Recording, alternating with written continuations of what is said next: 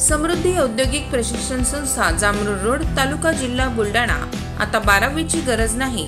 10वी पास विद्यार्थी 2 वार्षिक ITI केल्यानंतर 12वीच्या समकक्ष मानल्या जाईल। ट्रेडर्स, इलेक्ट्रिशियन, फिटर, वेल्डर प्रवेश देणे सुरू। मुलींसाठी फी मध्ये विशेष सवलत। संपर्क 98 Mother Teresa school of Nursing Buldhana. GNM साठी प्रवेश देणे सुरू। पात्रता 12वी उत्तीर्ण। शिष्यवृत्ती उपलब्ध। SC ST मोफत प्रवेश। संपर्क Mother Teresa school of nursing Jamrund road Kolwad Buldhana.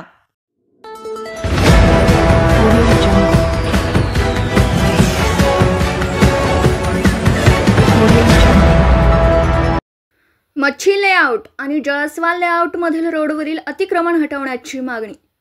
स्थानिक नागरिकांनी न्यायालयाचा हवाला देत जिल्हाधिकाऱ्यांकडे केली मागणी। बुलढाणा शहरातील मच्छी लेआउट आणि जळसवाल लेआउट मधील DP रोडवर स्थानिक नागरिकांनी गेल्या अनेक वर्षांपासून अतिक्रमण केली असल्याचं काही स्थानिक नागरिकांनी सांगितलं। या रस्त्यावरून जाण्यासाठी अनेकदा अडथळा निर्माण होत असल्याने नागरिक त्रस्त झालेत।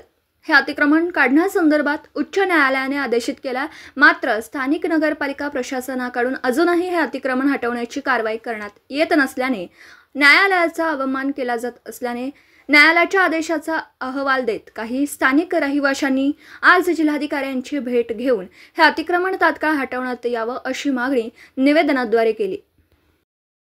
मच्छी लेआउट तसेच जळसवाल लेआउट येथे DP रोड आहे आणि तिथे DP रोड असताना अनेक वर्षापासून काही नागरिकांनी अतिक्रमण केलेले आहे। त्यामध्ये विद्यमान सत्र न्यायालय तसेच विद्यमान उच्च न्यायालय यांनी आदेश पारित केलेला आहे की DP रोड वरील अतिक्रमण हटवण्यात यावं। तरी आज पावे तो 10 वर्ष होऊन गेलेले आहेत, तरी अतिक्रमण धारकांनी त्यांचे अतिक्रमण सोडले नाही आणि प्रशासनाने सुद्धा त्यावरील अतिक्रमण काढलेले नाही।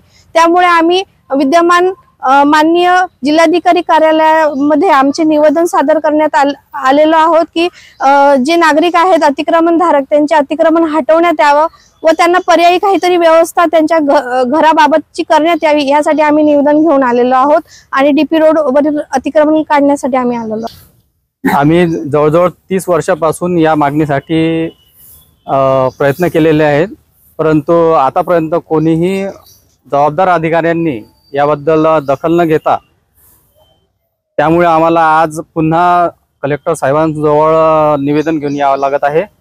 आम्हाला जाण्यासाठी मोटरसायकल सुद्धा जाऊ शकत नाही, एवढी अडचण त्या रोडवर झालेली आहे आणि जर तो धक्काबुक्की वगैरेही करतात ते, त्यामुळे भयंकर तकलीफ आहे। पावसाळ्याच्या वेळेसही आम्हाला तिथून जाता येत नाही।